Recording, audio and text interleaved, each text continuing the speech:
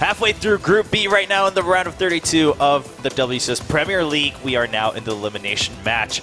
Getting ready for Starbuck versus Kelazhur. Now, we talked about it briefly, but this is where we get to really break it down. Should be an exciting match. I mean, I think a lot of people are looking forward to this because on one hand, you have Starbuck and you're expecting hyper-aggression and whatnot, but the real question is Kelazhur prepared for that? Because, you know, he knew there's a high chance he's going to have to play Starbuck at some point in this group. Oh, this is such a... It's like if Kelazhur makes it to the mid-game on even terms, he's the favorite, for sure, in my eyes. And if Starbuck does something weird, then who knows?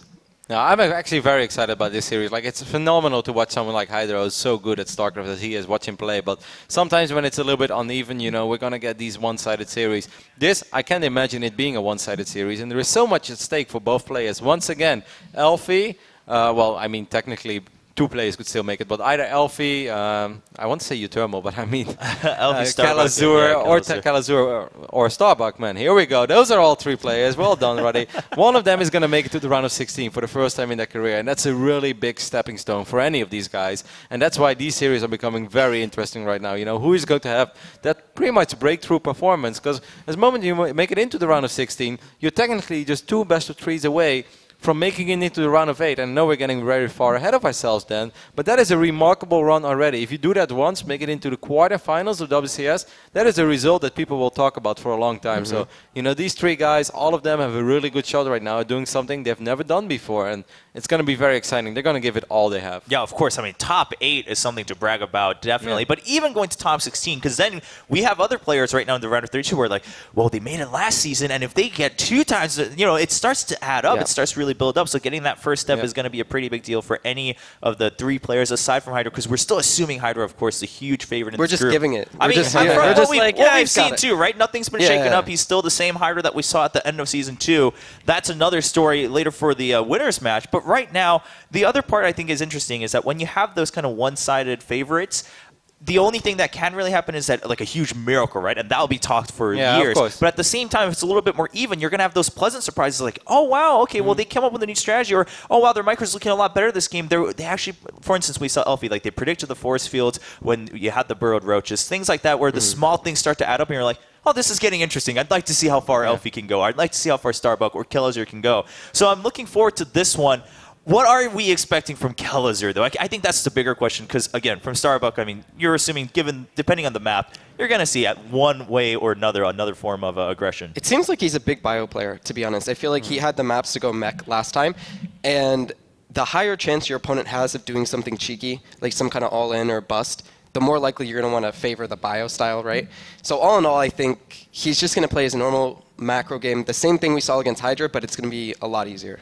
Basically. I think it's going to be a pretty wild series. Starbuck is definitely a player with a lot of tricks up his sleeve. You know, like building roaches is one thing, but I think back of the game he played against Bunny in Challenger, where he went for a Nidus network. It got scouted, so he Nidus outside. And while this was going on, while all the craziness is happening, he threw up a new Nidus in the main base. And that allowed him to take a 2-1 lead in that series. And in my opinion, like allowed him to actually win the series, because 2-1 or 1-2 changes everything. So I think we're going to see a lot of wild strats coming out of him. And I think for Kelazhur, I definitely think he's a little bit worried. But at the same time, you know, just be really on top of your game. We're going to probably see him do something pretty similar to what we just saw, but it's going to look so much cleaner and so much better because he's going up against Starbuck. And, you know, absolutely no disrespect. He's a very solid European Zerg, but, you know, Hydra is Hydra. There's only one Hydra. So. Yeah, again, I mean, that comparison is so tough to make, right? Because you can almost put any other name in there, and it's always going to be like, well, when you compare him to Hydra, that's the conclusion we're going to have. Now, you brought up an interesting point that I think a lot of people, we talked about it with Polt yesterday, of course, the choice between Bio versus Mech. A lot of people starting to favor that Mech, especially against Zergs. Roddy, what are your thoughts? I mean, Chris already told us that he thinks, well, in this case, probably going to go with the same deal, kind of favor that Bio as he did against Hydra. Kelazhur is a player, though, that I've seen play Mech a couple of times, and he definitely likes some of these heavy Hellion builds. I recall even against Protoss, sometimes I've seen him try it out in like close positions, Iron Fortress, he tried some crazy Hellion. So maybe that was his thing of hiding strats. Maybe he just played Bio against Hydra, and he's actually going to bring out the mech build the now. double mind game. Yeah, that could be possible as well. But most of the time, it is really a personal preference. Like, Polt is a bio player, but if Polt his mech was as good as his bio, he would probably play mech right now because more Zergs struggle with it. But just because something is good doesn't necessarily mean that you're good with it. Like, it all comes down to personal skill and personal preference. And sometimes you're very much aware as a player, I know this is the ideal playstyle right now, but it just doesn't really work for me. Like, I don't have a connection with this build, so I prefer to still do my own thing, even when I know it's slightly inferior. I'd rather execute this at the highest level than this at a mediocre level. Now, do you think there's a preference on the other side for Starbuck, one way or the other? Is he thinking like, I'd rather play against Bio, rather mech? Obviously, the general consensus is you want to try to avoid the mech when you're playing ZvT. I think he wants to play against Bio, but the one great point he has is he had that match against Bunny. He did do a lot of roach busts, so he could use that as a mind game, you know? They say the cheesiest thing a player can do as a cheesy player is to play a normal macro game. Because, you know, he might overcompensate for it, throw down an extra bunker, be extra safe, and, you know, all of a sudden he could get a good lead going in the mid game just playing a super safe standard style. Who are you leaning towards in this series? Kelazhur, for sure. Okay. I mean, that's what wanna bet? you've been saying since the I'm ready to beginning. bet. We're not betting, Chris. I'm What, not a like betting a man. gentleman's Come on. bet. For honor. For honor. But who puts the reputation on the bracket here? For some Buffalo Wild Wings, because I miss them so much. It's been some time. Now, Roddy, what about you, though? I mean, you were saying earlier you just think it's going to be an interesting match, but now, given what we've talked about, do you still think, on paper, if things play out as expected, who takes the lead? Definitely get behind Chris' point that if it makes it into the mid phase of the game and Kelazhur is absolutely not behind that, he's a favorite, I can get behind that. But Starbuck is a play that's not just going to let him get in there. And Kelazhur, he's shown remarkable growth. We were just talking about it. Like a year and a half ago, Kelazhur was your random top 8 Master League player, not even Grandmaster League. So in roughly 14, 16 months, he has improved so much. That's a true inspiration for all the ambitious nerds out there that you can make it too, you can be here. And he's definitely became extremely solid. But for instance, at Intel Extreme Masters Shenzhen, traveled all the way to China, lost against the Chinese Terran. That was good, but I kind of feel as, you know, as one of the top foreign Terrans, that's what he is right now, because he's multiple seasons in WCS. He should have done a little bit better there. So sometimes I think maybe pressure can get to him. So I'm actually kind of leaning towards Starbuck, but it's a very even series on paper, and it truly just depends on the shape of the day and, you know, their players' ability to adapt to each other. Yeah, it will be. Obviously, there will be a lot more to talk about, I think, afterwards once we see the matches. Because right now we're just speculating, but with these two players, you could speculate all day, especially with Starbuck. Which mind game is he going to use, right? Is he going to still go with the cheese?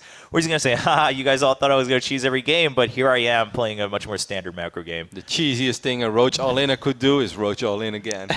Double mind game. There you go. We can keep going off of that one. Now, also something we noticed in Starbuck's game versus Elfie, right, is that he was having a little bit of trouble with the whole multitasking with all the harass that's coming in.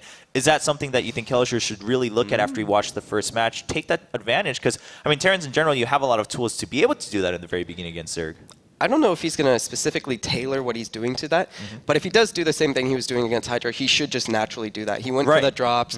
He kept trying to harass Hydra. Hydra's a great player and defended really well, but I feel like that would be something very, very, very strong against Starbuck. Yeah, that does worry me a little bit for Starbuck, because if you struggle with Warp Prisms, Medevacs are faster and those units hit a lot harder. No bias, of course. Yeah, no bias between us. But, you know, 3 Zealots, they take their time. You know, like 3 Zealots are basically a couple of lumberjacks, like hacking down a tree, while, you know, 8 Stim Marines, just like a bulldozer, you know, drives over the forest. So if you struggle with Warp Prism, then Medevac with Stim Bio could become tricky.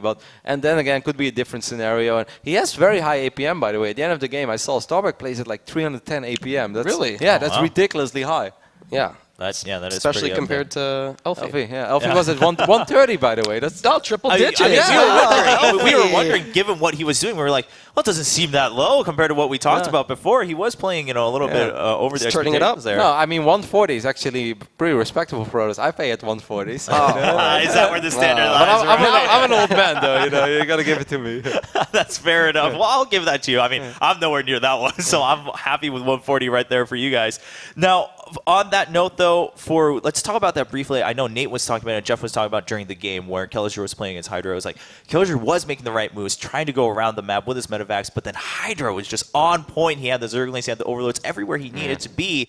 You think, so are we saying that, all right, if it plays out the way it needs to and Kelazhur plays this game as he showed us on Hydra, he probably has a good chance given also what we saw from Starbuck versus Elfie? Yeah, like it goes back to the point in my eyes of Hydra was the better player. Kelazhur had to do something funky. He didn't, so he lost. And now Kelazhur, in my eyes, is a stronger player than Starbuck. If he plays a normal macro game, he should win. But at the same time, what Kevin was saying, Starbuck is a player that's willing to do risky things. And if he can knock him off point, you know, make him unstable, he'll have a good shot going into the mid-game. But Chris, don't you think you're underselling Starbuck a little bit? Like, if you go through his match history, he defeated Terrans like the Muslim, like Bunny, like Beastie Cutie. Like, those are very respectable players. And you won't be able to do that with just the same expected Roach all-in over and over again. Like, the series against Bunny, I do feel that Bunny could have adapted better. But, you know, defeating the Muslim, defeating Beastie, like, those guys are really good as well. And I won't say that Kelazhur is necessarily a whole lot better than those two. Yes, on paper, I will say Bunny, probably the best foreign Terran, most likely. So it's hard to say, but I feel like now that, you know, he's had a chance, hopefully, to study, I favor Kelazhur. Okay. I mean, I think we keep bringing it down. The fact of the matter is, in some ways, it's in Starbuck's hands, right? Does he have a bigger surprise? Or is it just going to come down to pattern and Kelazhur's just like, this is what I expected, this is what I have prepared. We are getting ready for this matchup, though, so we're about to find out. I mean, we put down all the speculations, all of you guys at home. You can tell us what you think is going to happen. Of course, hashtag WCS here for the World Championship Series of StarCraft II, the Premier League now, in the round of 32. We are in Group B, and this is the elimination match for those tuning in right now. Right here, one of these players, their run will end for the Premier League in the last season of 2015. What a great goatee. It's impressive. I could not pull that off. Could any of you pull it off? I can't. Yeah, you don't look like you have much either, huh? No, like one time, you know, I didn't shave for a couple of days, and it just looked kind of weird. I had a bunch of random hairs on my face. Yeah. And then I was streaming, somebody donated $20, please buy a razor. So I was like, okay, you know, I give up.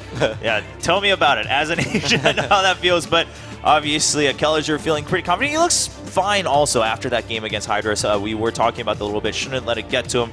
Starbuck. Oh, wow, also, he's so young. I didn't know. Yeah, Starbuck's a young guy, man. He does. I mean, I don't think he looks too young either, which is the more. Yeah, he looks like he's, you know, mid-20s. 20. Yeah, 20 something. He's actually really, really young, and Man, that's good. That's good as a pro gamer. Then he made it into Premier League for the first time when he was 16 years old. That's even more impressive. Yeah, I mean, Who's the youngest player? I think it was Arya. Hero Marine. Yeah, Arya was definitely the youngest, but Hero Marine also very young when he made it in. Yes. And looking at the map picks, Dash and Terminal coming out as the very first map from Starbuck. Wow. I wanted to talk about this a little bit. Were we going to see something Yeah. like this happen? I'm getting scared for Yeah, Kelazhur. yeah, Right? no, you're playing with fire. Don't play a weird map against a player that's kind of out there. With an unorthodox play style, you play on the strangest You want normal map. maps. Yeah, I mean, normal macro maps. Of course, we're looking at Starbuck. He bans out Coda and Terraform. Also, four-player map, Cactus Valley, Iron Fortress. Yeah, I like this map a lot for Starbuck, actually. If I'm a Starbuck fan right now, this would excite me. Well, it seems to be that it's working out in his favor. But Dash Terminal, we talked about this yesterday. Of course, we saw Hearthstone bring it out, which was a bit of a surprise to pick it himself, given how some people might feel about this map. But what do you guys think? I mean, immediately you look at this map, there's not that many games compared to the other ones. And then on top of that, the only mirrors are ZvZs, which is saying Zerg, for the most part, are comfortable on this map. They're not going to veto it too often. 1-1 statistically, Terran vs Zerg, but it's just a weird map. At the end of the day, it doesn't matter what the stats are. It's just a weird map, and a lot of funky stuff can happen. I haven't seen a whole lot of games on it, but two things speak for itself. Obviously, if Kelazhur makes it into a 3-base scenario, he's going to have the time of his life dropping, because there's a lot of airspace around the main base. The distance from your base to his main base is extremely short. But of course, what goes into Starbuck's strength again is that there is a very, very, very wide open area in the natural and the third base, and then he also has to worry about those destructible rocks. Those are all things that play into Starbuck's strengths. So I still like this map for Starbuck for the first, let's say, 13 minutes of this game. Yeah, and that's the scary part. Well, yeah, I mean, it could end right there in the first 13 minutes. Now, if Starbuck takes it, you guys are saying overall, you would say the rest of it also seems to be in his favor. What do you think? I mean, here, do you think the map vetoes are going to play a bit of a role here against or for either player? I think Starbuck has the advantage with the maps. Absolutely. Like, even Iron Fortress is a map. It's a 4-player map, very wide open. It's better for roaches than maps with a lot of choke points. There is no ramp in the natural either. Like, for instance, Coda, you have to walk up a ramp, right? So roaches always have to have vision to make sure they know what's there. Iron Fortress, they can just see whatever is there, and that helps a lot when you want to play styles like that. Also, a lot of surface area into the main base, maybe a cheeky Nidus network or something like that. Like, I like this map map Yes. pool a lot for Starbuck. Cactus Valley's okay. I feel like Cactus Valley is a pretty normal map, Terran vs. Zerg. But yeah, the other two maps, I immediately get a little scared. Does it speak to anything for Kelazhur that, I mean, is there a better way he could have played this out with the other vetoes he had? Because we saw Coda being banned out, of course, by Starbuck himself. Yeah, because like, that's way too normal, way too normal. Starbuck just is immediately like, I don't want to play the normal maps. And maybe it's just the map pool in general. What did Kelazhur veto? Probably Bridgehead, right? Yeah, Yes, Bridgehead and Moonlight Madness. Yeah. Yeah. I mean, at that point, was he just picking the lesser of 3 evils, or? Moonlight Madness I would maybe prefer Moonlight Madness over Dash and Terminal, but I can understand It's he's still worried difficult. about it. Yeah, of course. It's still crazy. And that's the thing that's in Starbuck's favor, because he's such a crazy player and he's willing to mix it up. He all of a sudden has this advantage just because of the maps. This is the map pool season of the crazy players. Yes, yes. Well, yes, for sure. It's exciting for all of us viewing, of course. We're sitting there, we're like, what else? What new things are we going to see today? What crazy things that you don't normally get to see? Because sometimes, of course, it's exciting to see what other players can do. Like the high-ranked players, the best of the best. You're like, if they play a standard game, you get impressed by their macro, their multitasking. But then you think about it, and you're like, well, it's a strategy game, and the fun part is discovering little crazy things that can get you by for like a best of 1 or a short best of 3. And maybe this is where we're going to start seeing it here in Season 3 of WCS. Yeah, even Moonlight Madness, we've seen that tank drop in the main base, the little rocks. I would have liked to see that from Kelazhur, but oh no, it's going to be interesting. Well, so far it sounds like looks like Starbuck is going to have the momentum going into this one. And if he can take it on Dash Terminal, who knows? I mean, at least, he's like, oh, Cactus Valley, it's a little bit more normal, but I don't have to worry about it too much because we're coming up to Iron Fortress as the last map. So keep that in mind as we watch everyone at home. Again, Starbuck versus Kelazhur fighting for their life here in the WCS Premier League. You lose here, you're out. What a beautiful international matchup as well. Slovenia against Brazil, played in America. This is StarCraft. Trevor. That's true. Yeah, I mean, you don't get to see players from these two nations that often in StarCraft, and they're here in Burbank, California, playing to see if they can go to Poland next, if they can make it to the round of 16. We truly have reached a global point here for WCS. It's exciting times in 2015, and of course the last season, but many more games to come even before this season wraps up. Right now, we're not even done with Group B. Kelazhur kind of looks like Apollo, don't you think? I can see that. No. I'm sorry. I'm really just trying to back him up. Yeah, you're way too nice, Will. I sat there. He's like, I'm like I picking my brain. see it. Question mark. Just shut him down in the future. Just be like, no, Chris, you're incredibly wrong. It's our first week on the desk together with Chris, but I'll get used to it, Roddy. Don't worry. My artillery ready for Chris, but right now, it is a pretty tense moment for these two players. Starbuck, Kelazhur, and tell us what you think. Who's going to survive for another shot against either Elfie or Hydra? Of course, that winner's match still awaiting in Group B. Right now, it's going to be a fight for their lives between Starbuck and Kelazhur. Time to find out which one of these two players will get their first berth into the round of 16 here for WCS in 2015. Well, they don't. You know that, right? Neutral. Whoever wins this match has to play another one. One of them has a chance, though. Their chance. Is that what you said? Well, it's a tough. Time to find out who has a chance to not be eliminated. I would favor either one of these guys evenly over, in a matchup against Elfie. Is it good? Well, it's good. It's close enough that we could. They are fighting for their chance, though, because if they're knocked out here, it's all over. What you said is not wrong. Thank you. That's really all I wanted to be told, and I appreciate that. We are looking to Dash and Terminal. Somehow we are actually playing on this map for a TVZ. On the right side of the map, we have our blue Zerg player. He is Starbuck. And he is 18 years old. 18, yeah. Very young. They're talking about the youngest player. Ariam actually so young, he's actually not allowed to play in WCS. So young, he was disqualified. He actually did. He actually did, because he almost would have had that grandfather role where people were able to go into the next season. His opponent in the Northwest, we have the red Terran player from Ru Gaming, Kelazhur. I think we should call Ariam the 33rd player in the WCS. Yeah. He basically, he is our equivalent of the 12th man on the field, I would say. Ooh, good reference. Yeah. For those of you that don't know what the 12th man is, it is the symbolic fan of all of the Seattle Seahawks, which I'm sure all of you are, as we enter into this football It's pretty season. sure that's like a generic term that you can apply in general. Whoa, whoa, whoa, whoa. Does it have to be? No, it absolutely is. It was not actually even created in Seattle. We have, so this is a little bit of a strange map. You guys have heard us talk about this. We get really excited about it. Dash and Terminal is just wacky and wild. There's stuff all over the place. Gold bases for each main, but there's also one at the bottom of the map. There's an island base, which is super rare in StarCraft II.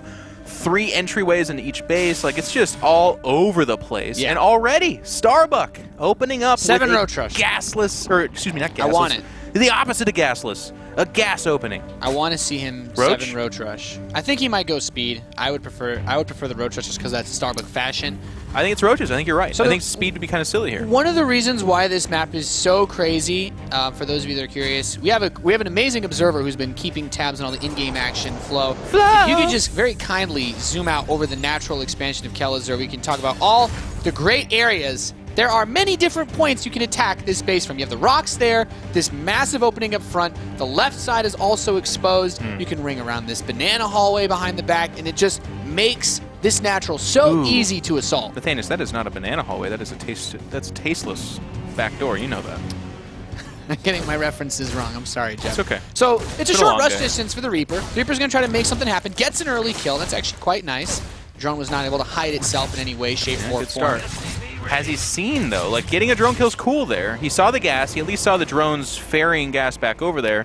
What he did not see is the Roach Warren or the Quivering Spawning Pool. We now know this because we have omniscient vision because of Flow, that it is a Roach Warren. And Nathanius, man, you might have missed a few calls earlier on, but you nailed this one, brother. Yeah, I'll tell you what. I've lost more than enough ladder games to this to know that it's a good build. Oh, this is a thing on this map. I mean, it's going to be about 7. It's like a 7 Roach Rush with Burrow, basically. Okay, there it is. There you go. You can make the Reddit thread for me, Jeff. Cat's already on it, buddy. My Cat's prediction on it. abilities. Oh, no, that one? That's for later. I'm going to compile all of your mistakes and talk about, no, I'm just kidding. But this Reaper is the reason we're focusing on it is like, this is the Herald. These two guys here, they need to go in. Well, Or is that a female Reaper, actually? You can Let's check on Reddit. let's just be straight up here. These Reapers are not strong versus armored No, no, units. no. The Roach shows up. They're It's the basically scouts. like, back it up, because these Reapers are totally useless against the Roaches. I do think this command center will finish. That's like the beginning of the end. If he got there before that could if he finish. was able to delay that, and then it's basically like, okay, sayonara, goodbye, see and you that later. yeah. So the hatchery is going down behind this. Drones as well. It is just going to be the 7 Roaches with Burrow. They will... Oh, wow, even going for the orbital there. That's fine. There though, is I a guess. bunker here, so, that's something. The Overlord's trying to give vision, but you do get into attack range of the Reaper, and there we see the Burrow. It's just... the thing is, with it mostly being Reapers dealing out that damage, it's just not fast enough. And because this happens so fast, there's no tech lab on that barracks, so it's not Marauders coming out. It's going to be Marines. Fairly weak against this, though. Although not burrowing there, the Widowmine gets a kill for itself. Missing a few burrows, actually. Each Roach is like, this is the kind of thing that just snowballs super hard, because eventually you do become capable of busting those rocks down. That being said, though, this is being defended. The few Roaches that did go up there, I think they just were a little bit too early, and again, even without access to Marauders, the Widowmine there, the expedient choice, very good. We're going to have a little bit of a pause from Starbuck. That's fine. Behind this, I mean, if you hold off an attack like that and you don't really take that much damage, like, it's not like we saw repairing SCVs going down right and left. The depot is never knocked down. All of a sudden, our Terran player is in a fantastic position. Yeah, it's, when we talk about maps like this, we usually see some of the more unorthodox strategies simply because either one guy really has like a build that works well on it, or the other guy really doesn't want to play on that map. He doesn't want to have to deal with the weird stuff. So you get into these awkward scenarios where you're like, I don't actually know if I'm ahead or behind, but I feel like I'm not dead, so life is good. That being said, still big commitment required for a push like that to be possible. I don't quite know if the player can hear us. I don't want to talk too much in detail, Jeff. That's a good point.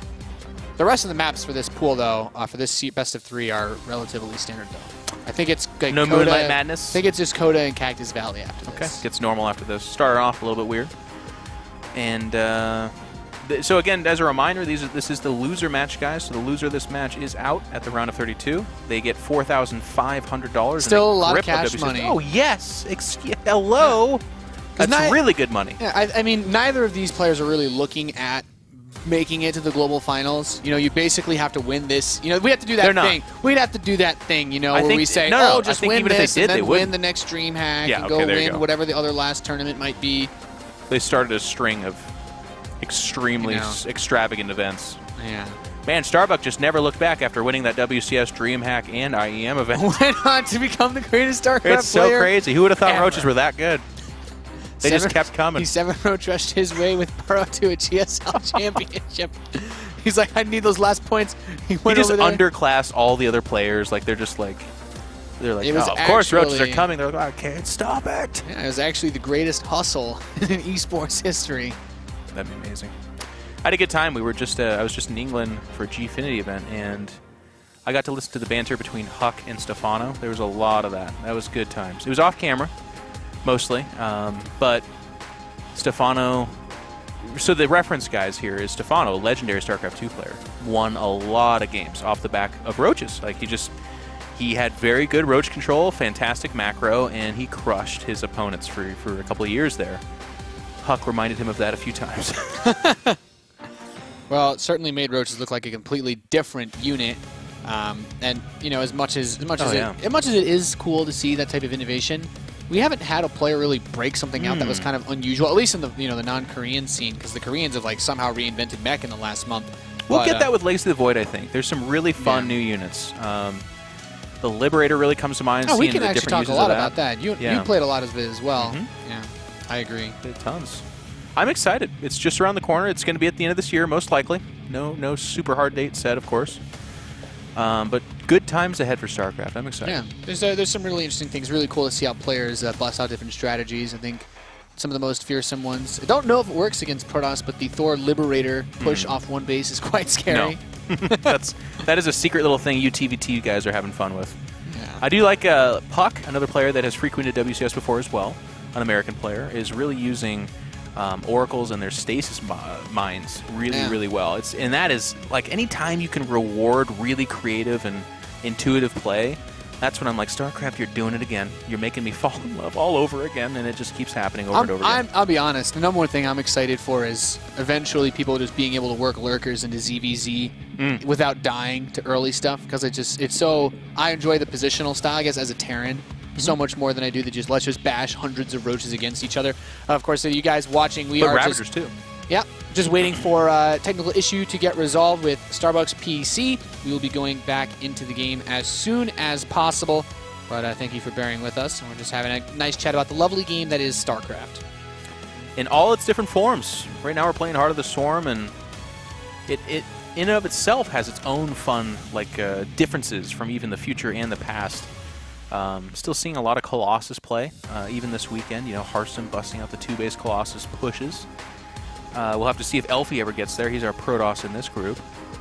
But then there's Legacy of the Void, and it really changes things. And it's just so fun to be on top of all of it. Like, David Kim's been doing a fantastic job communicating to the community. They put out another big post, for those of you who haven't checked it out on the Battle.net forums. They're a big post talking about the direction of the way that things are going to be going. And even actually, there was like a mentioned possibility for one or two more final changes that could be made to Heart of the Swarm. Specifically about mech. They're talking about that. They're talking about making that Swarm host stronger again. And it looks like we're about to come back into the game, guys. So our banter on this subject will have to wait for another day as we enter back into it. So just to refresh, our Terran player Kelazhur has defended the 7 Roach Burrow attack, and in doing so finished his orbital, and is going to go ahead and have access to that early energy as well. So he's in a pretty good spot. I would have to say he would have to mess up pretty hard right now to have to fall behind from what he's dealing with. These roaches are locked out. I mean, it was such a late expansion taken by Starbuck. And these Reapers are actually going to be able to get some counter damage in because the Queen went to the natural. Just now pops out. Burrows the drones. It's like, okay, that's nice, but those drones still aren't mining in control. And these Reapers could actually kill this Queen. Okay, you burrowed it, but now you're still not mining. You need it. Oh, and even scans. Worth the scan. Another Queen comes in here. And 3 Reapers is the magic number. It's the number that can kill a Queen, but of course, with the 1 in deep red like this, and now Zergling's out, they will back out. But they heal. And the lack of Queens is actually a really big problem, because you want to keep the roaches out there to deny the natural, but now you're thinking to yourself, I actually need to bring a couple roaches home if I want to handle these Reapers. He actually has a Reaper going all the way home. What is it doing? Look at this. No, it's a it's a medevac. No, bro. Oh, the Reaper went back. In the Terran base, and now it's coming back. Why did he go back? He had to drop off. He forgot his sack lunch. He was out there with his other Reaper buddies. He's like, oh, I actually forgot. Guys, I forgot my sack lunch. I'll be right back. But now these Marines and the medevac. Oh, Widowmine going down as well. And there's actually no form of protection here. So while it's not necessarily, there's nothing here. Starbuck. I mean, he wasn't mining for like a whole minute from those Reapers just being in his base. He's making a spore crawler, and like anytime he makes anything right now, I mean, it's bad. It's really bad. This is, I think Kelazhur just, he had a nicely chosen counterattack option after pretty much the best start that he could have gotten against that Roach push. That's the sort of thing that is supposed to kill you as a Terran. You can't just do that as a Zerg and be like, oh, I made him lift his natural up, I win. It's like, ha! He lifted the command center. Oh, he My tries to job snipe. here is done. He tried to snipe the queen, but survived just barely. Starbuck in the background of this is actually droning up quite nicely, to be honest, but he has lost a lot as well. So I was about to build up this, like, hey, he's doing okay kind of thing, but actually it looks really rough. The only good news for him is that Kelazhur is just now moving down to expand, but even he is still up 7 workers. He's going to be able to transfer over a healthy dosage over there and enjoy a better economy almost immediately. And the Banshees are really, I think, what you're looking at as Kelazhur to be like, okay, it's over. You know, there is that layer, there's the Overseers here, but the Queen count was really, really hindered in the process of all of this. What is the Queen count at now? I know there's another one in production, and there's, I think, just one alive. Yeah, so with one Queen, that'll basically die in a single volley from a Banshee. A Banshee normally wins that 1v1 against the Queen, so you need Spore Crawlers or to start a lot more Queens, but they won't be done in time. Oh, I love this. Kelazhur's fishing around for an Overlord on his half the map, but actually... Or you can walk into the only Spore Crawler on the map. Well, it takes a little bit of damage. But the irony of the Viking, which is really cool to use, so there's actually no Overlords on his half the map. So it's really cool for that role, but actually he's already behind there. You know, I'm actually so broke I can't afford to build Overlords for you to snipe. Don't you worry about it. If I could, I would have Overlords over there, but I actually don't. Oh, and there we see that Queen die. So now Kelazhur once again is denying mining in that main base. And okay, so the Spore Crawler softened this Banshee up enough that the Queen will win the fight.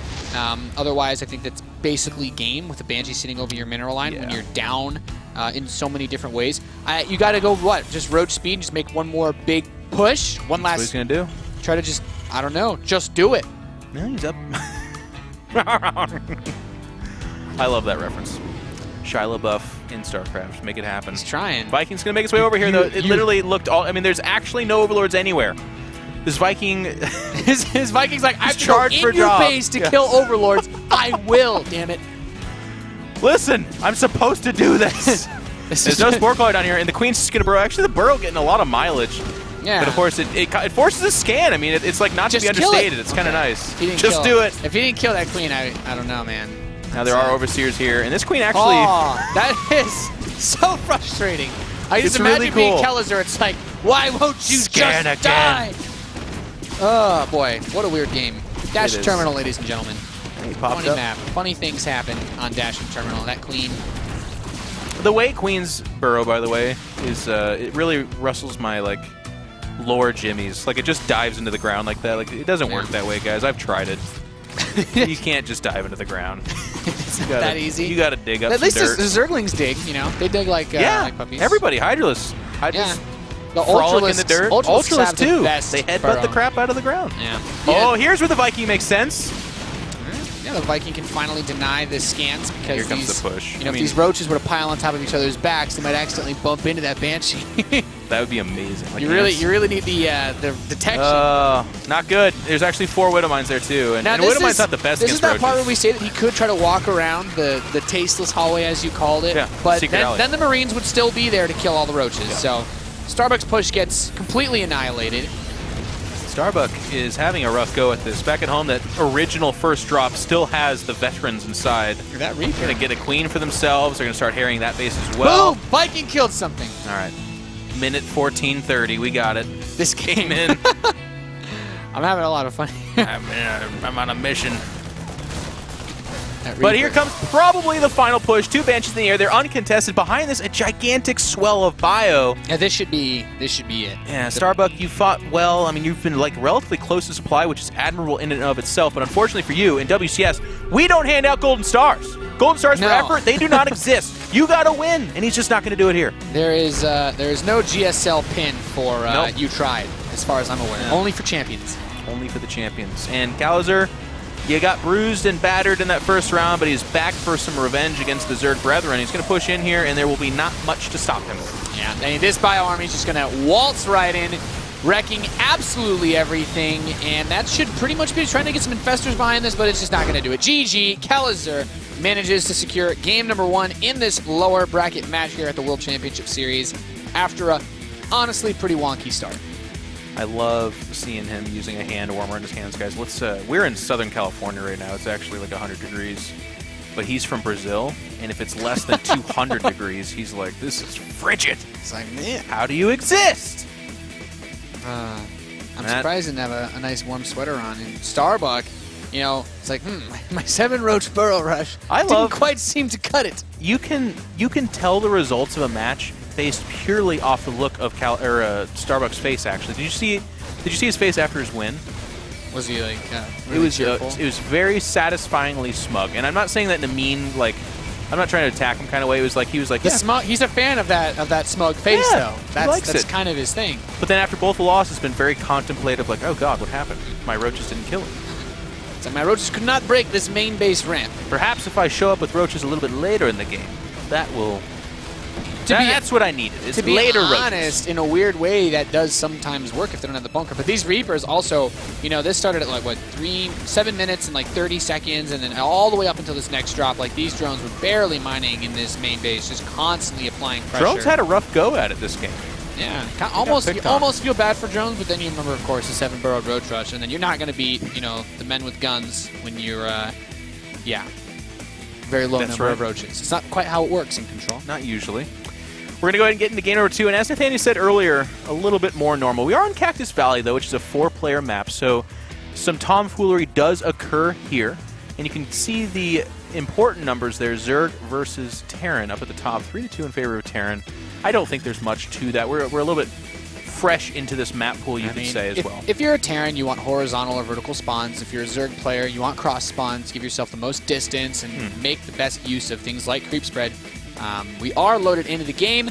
Very excited to see this map. Should look a little more normal, unless Starbuck wants to flip things, you know, out of proportion. Again, I don't expect the 7 Roach Rush. We are loaded in, though, and of course, in the top right, we have the red Terran player from Root. He's Kelazhur, up 1-0. Feeling good in Control. Feeling great. Of course. And his opponent in the northwest. Of course, the blue Zerg couldn't quite cut it with his roaches. He is Starbuck. That was like one of those really scary patches when they were like, actually, guys, we're going to make it so you can get burrow without a lair. And a bunch of people were like, oh, it's okay. It's not really a big deal. You know, Protoss players, you guys usually open with like a defensive cannon, or at least in the beginning of Heart of the Swarm, most of you did. So it was like, okay, not a big deal. Then as Terran's like, okay, you're playing on like Akalon Wastes, where the distance between your main command center and that giant natural ramp is so big, and then the roaches just run by, and you're like, oh, pull your SCVs, and then they all burrow, and you're like, oh no, there's 8 roaches burrowed in my base. David Kim, why? But in this game, people have gotten a little bit better at dealing with it. You see it. Oh, yeah. I mean, I don't actually see it too much. Maybe that's why Starbuck tried it. Maybe just 2 or 3 more roaches, and you want to just try to bust down. But, oh well. Flo is waiting. She has her own say in her own casting. She's like, look at this depot. It's by itself. That's because we're going to have a command center first from our player. And this is not too uncommon on a 4-player map like this, where it's a lot less likely that you get rushed because it's really hard to predict. Well, I mean, it's now, there's 3 other base spots. I mean, if Starbuck had our vision, you know, if he was a wizard, 7 Roach Rush. This would have been a pretty good time to 7 Roach Rush with Burrow. And there's another reason that relates to command center first why it would have been a good move. You know in Control? You tell me, brother. It's related to DT builds as well. This is something as a Protoss player probably sticks out. When you go for command center first, your orbital commands both start at the same time, which means your mule cycles are synced. So if there's a Burrow play and you just dropped a mule, it's more likely that you just dropped both of them. You have no scan anytime soon, and then life gets very difficult for you.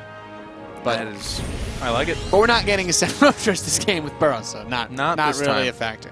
Nor a DT Probably rush. not. And the Dark Templar would be even more surprising, I think, for both these players. I would be really blown away if... and Rotterdam comes in out of the lower left-hand side. How did nobody scout this? There's a giant warp prism in the corner of the map. What is he doing in the game? Man, that would make for some good drama. Caster just goes rogue, sits in the player area, joins the game. That's what happens when WCS basically becomes WWE. It's like some guy like type in the chat after he loses the Broad Rush. He's like, man, this needs to get nerfed. David Kim in the game actually like crushes him with some like new unit that no one's ever even heard about before. Or in between games, a patch goes through that second, literally. I would not. Roaches actually lose mind 10 that. damage. That's like the good drama we can get in StarCraft. Get out of here. During WCS 2, which is like Blizzard's own league. How did we not time this out? There is that There's the Roach Warren. I I joked earlier. I was like, maybe it came a little bit later, and there it is, man. That's how you do it, though, because now you've SCV's like, okay, he's totally not going to Roach Rush me, but All right. he's still going to Roach Rush 7 you. seemed to be a little bit too docile of a number. No, Let's he's ramp it up to 3-0. about 20. Yeah, this could be like a... with the amount of gas he has, I'm feeling a lot of Roach. He could do like a 9 Roach shove pretty easily. Meanwhile, Kelazhur's just kind of moving on normally. Like, this should just be a Hellion follow-up, which is, of course, extremely weak against what is starting to develop here Yeah. in Starbuck land. He should just basically just keep building Roaches. That's what he's I going to think do. that's the plan. Look, this tiny adjustment made by Kelazhur. He may, in fact, be the actual wizard in this game. Get as out. 9 Roaches are on the way. He's going to go for a Widow Mine rather than going for this super quick swap with the way that his build order And a opened up. starport. That Widow Mine is actually a really big deal because If he keeps making them, I'm on board with you. But just the one But by I itself think that's is not what a he super should big do. deal. I think it's so smart. Like this, if you You're were right. to go straight into Hellions, you run a very large risk of losing this game. No, in you're the right. Roach push. Because he's making reactored Marines right now. Yeah, this is the perfect response to this build. Would you say perfect? I would say so, because it allows him to still go for that medevac drop with a lot of Marines and the mine. The same exact play he made on the last map. All right, well, Nathanius. Like, if he went for Hellions... Let's see. Like, if you go for Hellions and you miraculously defend this, you still can't counterattack because they only need a few Roaches to defend it. But now one Roach is already dead, second Roach goes down, SCVs are here to repair, and Kelazhur is feeling fine because he has You think he's mules. feeling fine? He has mules. There's a lot of... You can afford to lose SCVs. The whole point of this is that you don't die to it. Now, if the Roaches do eventually break it down, it gets tricky, but now the Hellions can help a little bit more. That Widow Mine's going to fire again soon. I would have liked him to pull a few more SCVs down, though. Losing this bunker will kind of complicate things. Yeah, a little bit. The mine's going to fire again, though.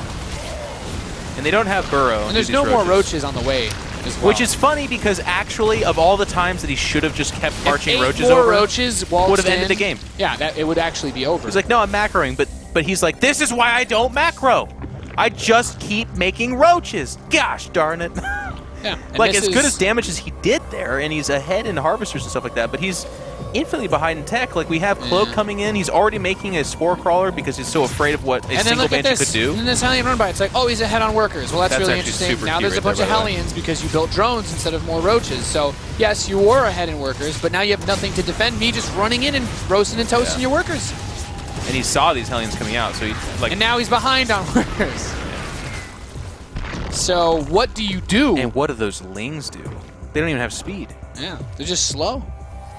This is Now getting this out of hand. Like, this he made Banshee's those gonna for the show Hellions up. that were already in his base, so it just wasn't worth it. There's a Spore. I mean, that's nice, but this is, it's just Lings. And the next Banshee that comes out can be rallied there. The extra Hellions that are being made can be rallied there. This Banshee's going to kill the Queen, and now your Natural is in some critical danger. It's not doing in well. control. Kelazhur is just, I mean, his builds, he did it. He held the Roach push that we pretty much said was going to come. The Roach push came, and now he's golden. Golden is a good way to describe the situation. He's going to repair that single depot that is damaged. The Banshee comes back after killing a Queen. Queen, in and of itself, like in most games, not a big deal, but in the situation where Starbuck has been just constantly pushed around, it's actually a really big deal. He's getting Roach speed. He's even making Roaches now as we speak again because he's been kind of traumatized by the his Hellions. follow-up is basically the same as what he did the last game. Because he has Zergling speed, he could also make a Baneling Nest and try to do like one last Roach Bane push, but it's going to be a pretty limp Roach Bane push. Like, you're not going to get much done. If he tries to just go straight for the Roach speed attack, well, now you have an even tighter natural area to cover, and there's Banshees on the map. You're not going to break this natural open. Like, it's just not going to happen. The bioproduction will get going soon, but these Banshees, as long as they're being actively used, they're going to start hitting these Roaches so early, they're going to kill half of them before they even make it to his base. Well, that's part of the problem. But the other problem here, too, is he's going for a third, so he is really trying to make an effort to expand this game into the mid-game region, but he doesn't have a creep tumor actively between those bases. His Queen count's already been hit up a little bit. Yeah. And these Banshees are going to go find the third. I think they just did, but I guess they're going to go for a little bit more softer targets and start working on the Queens even there. Yeah, this is what I want him to do, is just head over to the third, soften up, make him come over there. You can deny the third base, just find anywhere where there isn't a Spore well-positioned, and if you can bully those Queens around, more power to you. I do think just head down. He's pulled the Queens actually very far away from the third base as well. It's easier to still make that hop, so... It's just the two Queens, though. That's the scary part. But yeah, Not going to lock in too hard on this. There, he finds it. There you go. It's like, oh, you didn't look at your queen for a second. Well, goodbye, queen. Now you can peel one Banshee off to hit that main base queen or just come back to the third. I mean, the third base was never going to be able to do too much in this position. He starts 1-1 Roach upgrades now. I do really like that Kelazhur built depots around his main base. He's thinking to himself, I guess maybe a Nidus could do something if he also brought drones and built spores and spines in my base, which never happens, but, you know, maybe. A little bit of a disjointed production from Starbuck 2. He's been making roaches for a little while here, and he's going to go over to the expansion, but these Banshees alert Kelazhur to the fact that he hasn't saturated that base, so he knows that it's been roach production. Yeah, now he has stim and a bunker. Like, no. Just like, no, go away. You're not coming in. Going out's a really bad idea, though. Yeah, the Marines, just stay at home. Stay at home. Get behind your wall there, boys. And they do. They back up. Now the Banshees come back. There's no anti-air. There's no mobile anti-air. There's no Spire on the map. We don't have Hydralisk Den. Certainly no ability to turn these bad boys into Ravagers. It's not quite Legacy of the Void yet. Not yet. And even then, that would still be pretty difficult to do. He'd be in a tough spot altogether. The 3 medevac's going to make this difficult as well. And they're going to chase. Banshees making the lifespan of these roaches quite limited. He's going to go back home. He's thrown behind it to a certain extent. He does have Burrow, and he is going for Tunneling Claws, which means if Kelazhur doesn't realize this, then perhaps he'll have one opportunity before he realizes that there's Roach Burrow move, I guess, where things could happen. But I think he knows there's Burrow. Yeah, there's the scan. He knows for sure. And just because of that alone, fill the bunker at your natural, put a turret next to it, you're golden. Okay. And, or he could just attack and probably just kill him. I think that's what he's muscling up to do here. He's waiting for Combat Shield to finish. He's up to 5 medevacs. There's no answer for the air whatsoever. And at this point in time, by the way, 2 Banshees against Roaches, they deal quite a bit of damage. Like, it's not like they themselves will win this, but Starbuck's in this weird spot where he's basically got to lock onto a single objective and just go for it with everything he's got. And that's just Roaches right now. He's not going to throw a Hydra Den down anytime terribly soon at all. I'm just going to max out on Roaches. I still wouldn't mind if he has Burrow and Speedlings. Get a Baneling Nest and just burrow a couple of Baneling mines around and just pray. He's floating at 700 gas. So he just started another upgrade there for the 2-2. Yeah, I still think that dropping some Burrowed Banes and praying would be a solid move. He can probably see the Roaches moving underground here too as this drop hits the left side.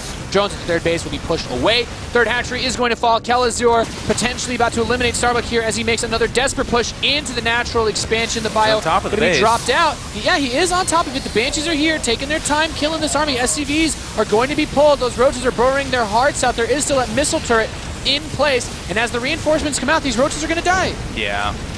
I mean, pulling SVs looks ugly. It's like, oh gosh, you're losing your whole econ. But behind this, the drops have killed the third. They're inside the main right now.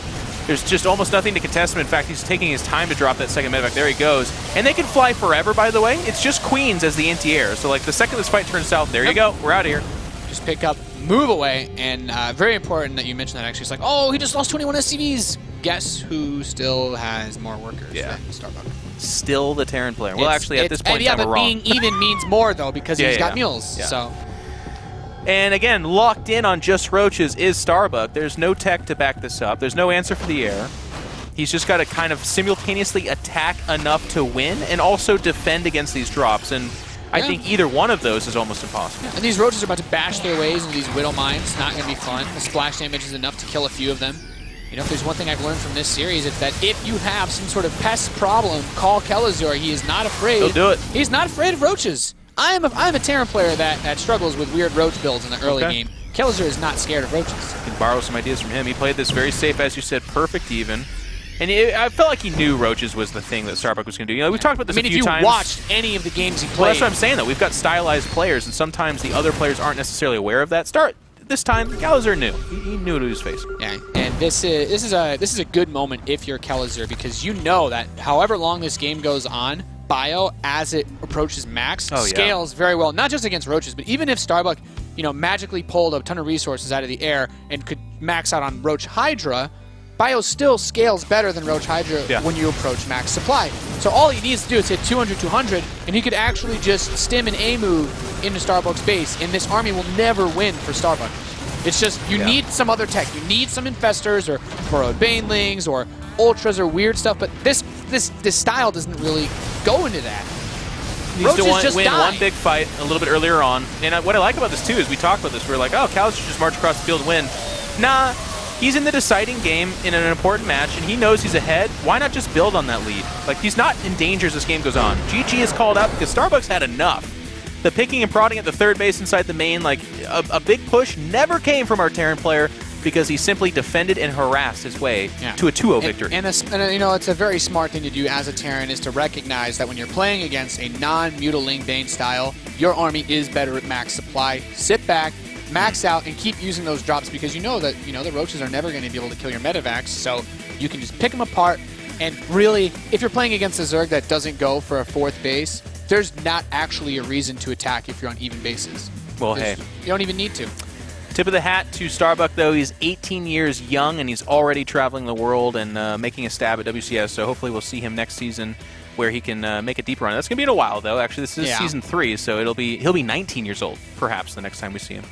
But this time, it is going to be Kelazhur that's going to advance out of that dark recesses into perhaps a little bit more light at the end of the tunnel for him. He's got to win one more. Yeah, and you look at that winners match that's set up. You have Elfie playing against Hydra. It's highly likely, probably, that Kelazhur will be playing a little bit of Terran versus Protoss in his next series. So he'll have some time to think about what he'll be going up against. But now let's hear what Chobra, Huck, and Roddy have to say about that series.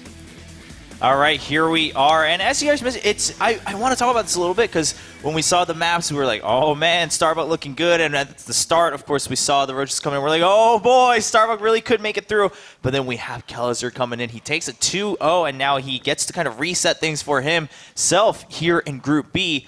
Run us through the games here, especially let's start with Dash and Terminal. Where did it all go in favor of Kelazhur? I mean, what happened there? Just seemed like he was super practiced, to be honest. It seems like he took a practice partner and said, you know what? I know this guy's going to do some kind of roach bust. Just do this exact build and see if I can hold it. Because he didn't overcommit to the hold. It was very planned. He had the orbital command. He had the Widowmine come out at the exact time. He's got SCVs already in position. He's not overcommitting, It's not like he pulled all of his SCVs. He pulled 4, when it got a little bit more hectic, pulled more, and then at the same time the counterattack with the Reapers doing so much damage. He burns a lot of scans actually to do more, but he was just super far ahead after defending and followed up. Very clean, precise play. Yeah, his defense was so clean. Didn't overcommit, just did everything right. And I do really think that Starbuck kind of dropped the ball a little bit on not leaving at least one roach at home against those potential Reapers. Like, you have to know how easy it is for Reapers to make their way from one base to the other on Dash Terminal. And if he has one roach with a queen at home, then he's fine. But the burrowing all those drones, that's where it all got lost. Because, of course, he does slow Kelazhur down a little bit. Kelazhur is on one base for a while. He's not able to produce workers because the orbital has to fly over. So even when you don't straight up win the game, normally you can get yourself in an acceptable position, but not leaving at least one unit at home, that really killed him on Dash Terminal. Like, those Reapers, they pretty much ended the game. Yeah, and I want to talk about something, Chris, you mentioned. Of course, we saw in that first game, he goes for the scans. He wants to make sure he clears out as many drones, and of course the Queen, too, to finish that off, make sure the damage is done. Do you think that's just showing that Kelazhur, again, it's not just the fact that he's practiced enough, but he's confident enough that he knows when he needs to reach a little further to secure the win for him in that game? Yeah, I didn't even think it was that necessary. I think it was more just like he felt comfortable. He was like, you know what? I'm so far ahead. I'll burn a scan, kill a few more units. It's going to be worth it. And he did that over and over again, not even on those Reapers, but as well as on the Banshees, just throughout the game. Yeah, and now in Game 2, of course, we saw something similar happen. A little bit more delay, but then Kelazhur is still a bit ready for it. Now, Roddy, when we were watching, there was a little bit concerned, like, oh, man, he's going to hold his bunker or not. Eventually, it goes down, but he held it long enough that he was able to hold off and then rebuild his base, go forward from there in the game that he wants to. Do you think, again, it's just same story where he's like, I knew it was coming, I'm pretty prepared? Like, I think if Starbuck thinks back about that game, he hates himself for not just dropping 2 evolution chambers and a spine crawler. Like, after a push like that, we're looking at 38, 39 drones against how many workers at the end. This is where it started, and I want to compliment him, by the way, and always leaving a couple roaches on the bunker and then focus firing with 3 roaches at SCV, so he's one-shotting them. Yeah. Just very well done. Not massive overkill, not 5 roaches shooting at SCV. So his focus fire was excellent. On a certain point, he decided to drone up. The boys mentioned maybe he should have gone super roach all in. That would have been fine, but okay, now at this point, at here, he's already in a world of trouble because it's the 4 Hellions that just cruise across the map, kill 13, 14 workers. Yeah. And that's so unnecessary. 2 evolution chambers and a spine crawler, queen on hold position, and you're fine. And I'm not saying that he's then super far ahead, but at least it's a playable game. But if you're on 2-base Zerg and then you're down in workers against a 2-base Terran, that's over, man. I mean, was it a bit of an issue of Starbuck not really knowing which way to commit, whether he wanted to go much more macro after this or if he wanted to go all in on the roach?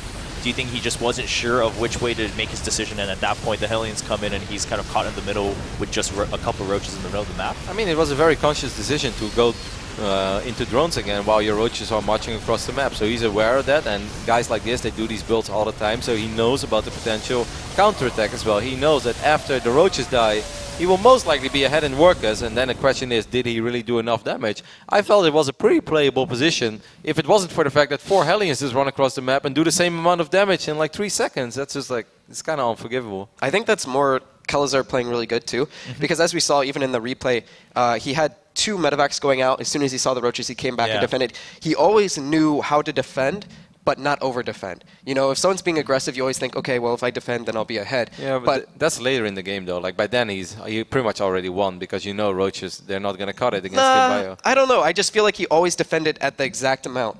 You know, well, I think he played great. I think he played awesome, don't get me wrong. Yeah, but I just feel that the ways. Hellions shouldn't have done as much damage as they did. Yeah. Well, it goes both ways, though, right? It's that if the Hellions were delayed by 5 seconds, 10 seconds, even if Kelazhur then sits there, he's like Macaroni, he's like, all right, I should probably go make sure that the workers counter even. Then it may not have happened because it would have given Starbuck more time. So I think it goes back to the point of preparation here. Like, even if he would just build 2 evolution chambers, he doesn't even have a creep tumor, I guess, so he couldn't even wall off. But like, he needed to create some sort of Sim City, but these Hellions just running in with 2 buildings, you can actually create a full wall off there. So he just needs at least one thing at home. So instead of being ahead 17 workers, be ahead 14 workers, but at least be ready to deal with those Hellions. Yeah, I mean, when it comes to a counterattack situation, obviously there are times when it's like 100% one player's mistake or 100% someone else's. But when it's like a whole trade-off situation, obviously it does go both ways, right? The fact that the Hellions were there, I mean, credit to Kelazhur. I mean, you can say that that's kind of the obvious move, but he was prepared for this whole matchup. Yeah, we saw that throughout. And I think we are all agreeing on that point, is that we're not taking away from Kelazhur here, but it's the fact that Starbuck had a chance. It wasn't like a completely lost game at that point. It's just he wasn't actually counter-prepared for the fact that Kelazhur knew what was coming. Yeah, I love that you bring that up, because there might be some Terrans that are a little bit worried, because of course we see the entire map, we see that he's droning. Yeah. Some Terrans might be a little bit paranoid. Is more coming? Should I keep my units at home? Yeah, exactly. No, instead he's just like, no, I know the Zergs like this, I know how much it hurts his economy. It's very unlikely there is more coming, because then he's super all in. I'm just going to counterattack immediately. It was a great call, like an absolutely great call, because if those Hellions show up 30, 40 seconds later, then he will be ready, and then those Hellions won't do a lot. So absolutely great call by Kelazhur. I think the bottom line is we were all wondering, was he prepared to play against Starbuck? And it looks like 100% he was. He knew what was coming. So Kelazhur resets the bracket a little bit for himself. He will be awaiting the final match Group B. But right now, we're going to take a quick break. And when we come back, it's time to find out, can Elfie make the huge upset happen? Or is Hydra going to continue as the reigning champion of the WCS Premier League after this?